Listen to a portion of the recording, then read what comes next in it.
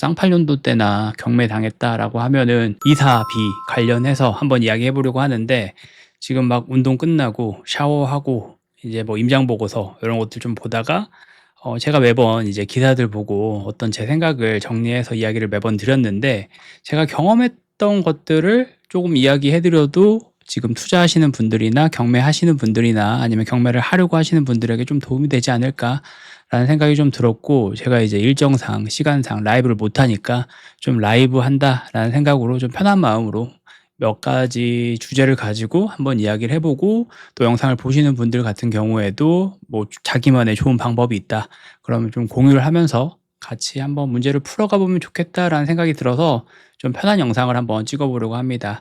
기존에 했던 것처럼 막 딱 각 잡고 하는 영상은 아니기 때문에 편집 없이 좀 편하게 한번 영상 찍어 보려고 합니다. 저도 막 샤워하고 머리도 안 말리고 한번 해보려고 해요. 운동 많이 하셔야 돼요. 경매하시는 분들이나 아니면 부동산 투자하시는 분들은 워낙 이제 스트레스 받는 일들도 많고 고민도 많고 생각도 많이 하시니까, 저는 운동으로 그런 것들을 많이 해결했거든요. 걷는 것도 많이 걷고 또 뛰는 것도 많이 뛰고, 그러다 보면은 조금 문제가 아예 해결이 되는 건 아니지만 그래서 조금 그 머리 아픈 것들에 대해서 자유로워질 수 있다라고 좀 이야기를 해 드리고 싶습니다. 그래서 계속 고민만 하지 마시고, 방 안에서 계속 고민만 하지 마시고 좀 나가서 산책도 좀 하시고 맛있는 것도 좀 먹으시고. 근데 저는 그럴 때 친구들 만나는 건 도움이 안 됐던 것 같아요.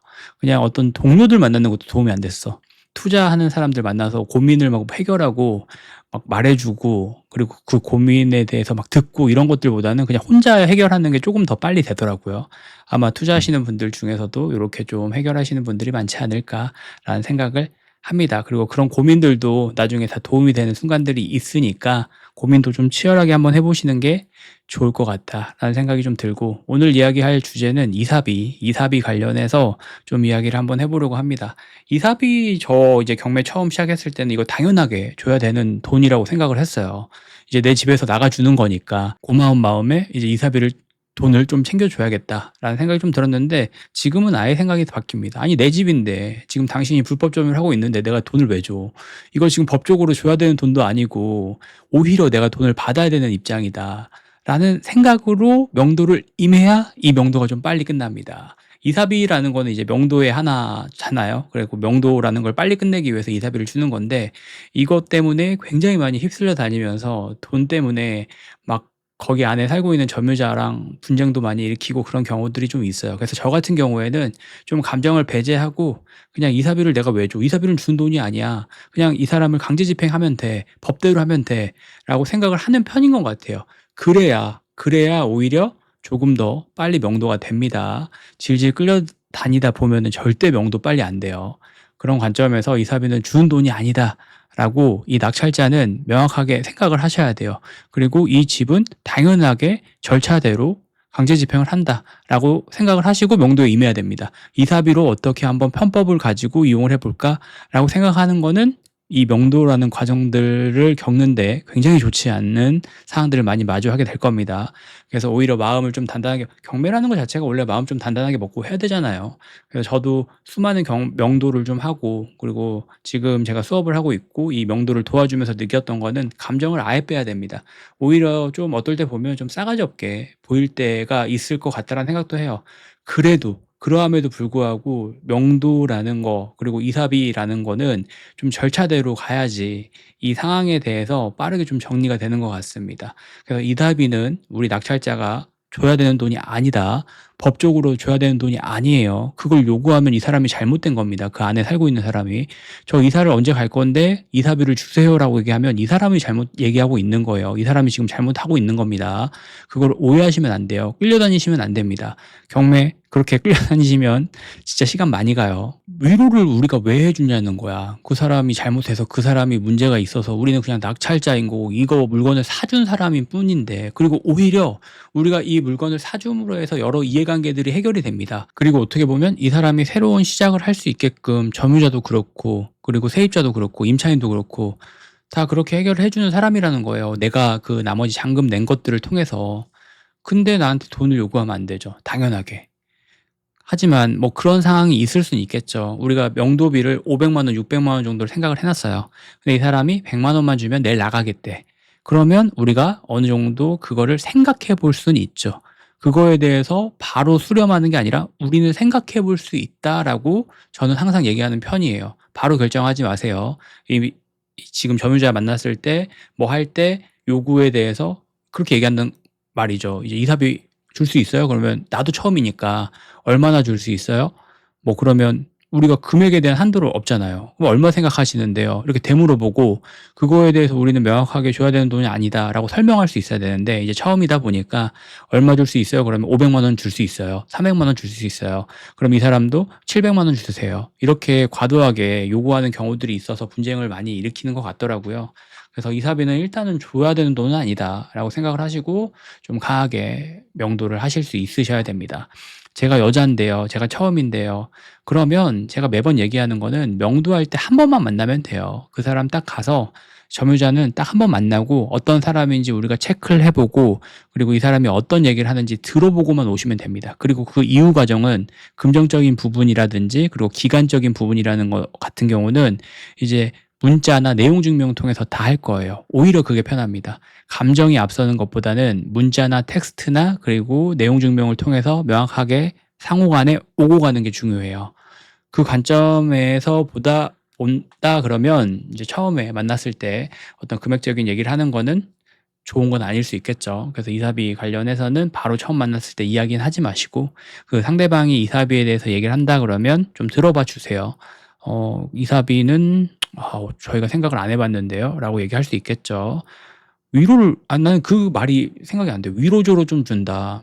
그리고 그 안에 이제 살고 있는 사람들도 위로는 내가 받아야 돼. 왜 내가 낙찰받고 그 사람이 그냥 무상으로 살고 있는 건데 내가 돈을 더 받아야 되는 거 아닌가요? 근데 뭐 이사비 내 마음 편하기 위해서 편법인 거잖아요. 그럼 이사비를 주려고 한다 그러면 명도할 때가 아니라 임장할 때 그 점유자를 만나 봤어야지. 그리고 그 사람을 만나 보면서 우리가 이야기를 들어 봤었어야죠. '아 이 사람은 이사비를 어느 정도 생각하는 사람이구나.' 그럼 우리가 명도비를 측정하고 입찰가를 산정할 때 그 비용을 넣을 수 있는 거잖아요. 근데 명도 걱정은 하는데 임장은 대충 하고 그러면 안 되죠. 임장이 제일 중요한 겁니다. 임장 가서 이 사람 만나 봐야 되고 어차피 만나 봐야 될 사람이잖아요. 그러면 임장 때 어떻게든 이 사람 만나 보려고 노력을 좀 하실 수 있으셔야 이 나중에 명도를 할 때 좀 편하게 명도할 수 있습니다. 그래서 이사비에 대해서 너무 걱정하시는 분들이 많이 있는데 이사비 걱정하지 마세요. 어차피 다 그 비용도 우리가 강제집행 비용으로 명도비라고 설정을 해 놨잖아요.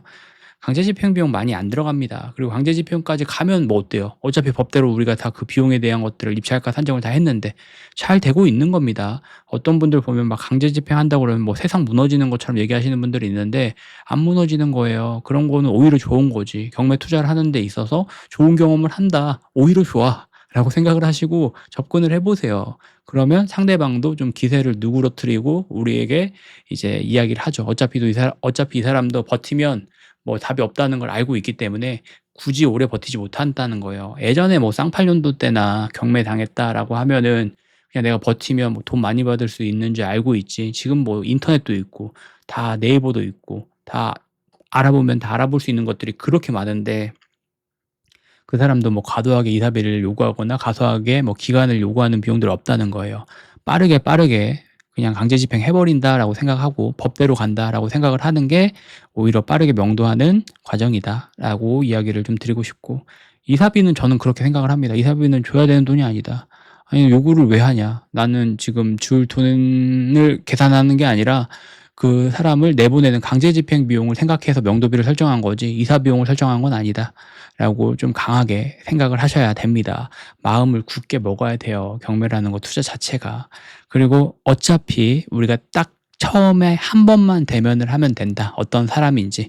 이것도 좀 어렵다 그러면 다 문자로도 할 수 있어요. 요즘 문자로 내용 증명하면 되니까 워낙 잘 돼 있고 내용 증명 같은 경우도 우체국 저기 홈페이지 들어가면 엑셀 그냥 집어넣어 버리면 바로 내용 증명 보낼 수 있다는 거예요.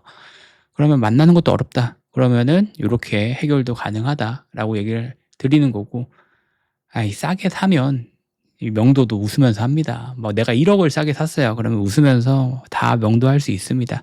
근데 거의 시장 가격이랑 비슷하고 내 욕심에 의해서 입찰가 높게 써 가지고 그냥 그거 낙찰 받아 버리면 문제가 더 심해지는 거니까 오히려 그 이후 과정을 걱정해서 경매를 못 하는 게 아니라 '이걸 어떻게 하면 좀 더 싸게 살 수 있을까?